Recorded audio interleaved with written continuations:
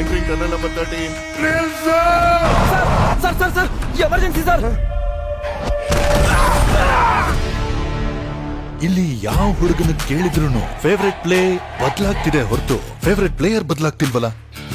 ಪೆದ್ದಿ ಈ ಏರಿಯಾದಲ್ಲಿ ಏನಾದ್ರೂ ಅದು ದೇವ್ರ ಹೆಸರು. ನನ್ನ ಫೇವ್ರೆಟ್ ಕ್ರಿಕೆಟರ್ ಪೆದ್ದಿ ಸರ್. ಫೇವ್ರೆಟ್ ರೆಸ್ಲರ್ ಪೆದ್ದಿ ಸರ್.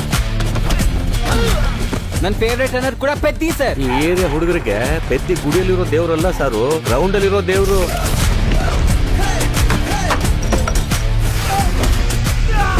ಆಟನೇ ನನ್ನ ಪೊಗರು. ಆಕಾಶದಿಂದ ಚುಕ್ಕೆಗಳು ಉದುರು ಬೀಳುತ್ತೆ ಅಂತಾರಲ್ಲ, ಒಂದು ಚುಕ್ಕೆ ಏನಾದ್ರೂ ವಿಜಯನಗರದಾಗ ಊರಲ್ಲಿ ಬಿದ್ದೈತೇನೋ. ಮುಖ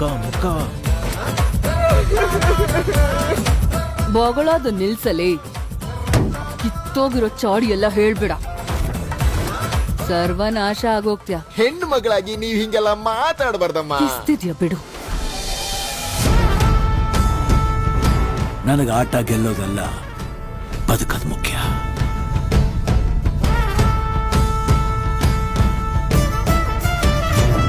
ಸರ್ಕಾರಿ ಪ್ರಾಪರ್ಟಿನ ಡ್ಯಾಮೇಜ್ ಮಾಡ್ತೀರೇನೋ. ನಾವೆಲ್ಲರೂ ಒಂದೇ ಭೂಮಿಲಿ ಹುಟ್ಟಿದೀವಿ ಅಂದ್ಮೇಲೆ ನಿಮ್ ಜಾಗದಲ್ಲಿ ಮನುಷ್ಯರಿಗೆ ಬೆಲೆ ಜಾಸ್ತಿ, ನಾವಿರೋ ಜಾಗದಲ್ಲಿ ಮನುಷ್ಯರಿಗೆ ಬೆಲೆ ಕಮ್ಮಿನಾ? ಊರು ಹೆಸರು ಇಲ್ದಿರೋ ನನ್ನ ಮಕ್ಕಳಿಗೆ ಕರೆದು ಕೆಲಸ ಕೊಡೋದೇ ಹೆಚ್ಚು. ಅವನಿಗೆ ಆಟ ಆಡಕ್ ಮಾತ್ರ ಗೊತ್ತು, ನಮಗೆ ಆಟ ಆಡ್ಸೋದು ಗೊತ್ತು. ಎಲ್ಲೋ ಈ ಆಟದ ಕೂಲಿ ನನ್ ಮಗ.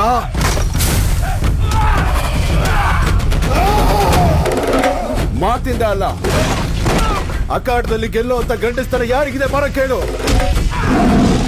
ಯಾರವನು? Cross over athlete. ಎರಡಾಟನ ಸೇರಿಸಿ ಆಡೋಂತವನಿಗೆ ಕರೆಯುವಂತ ಹೆಸರಿದು.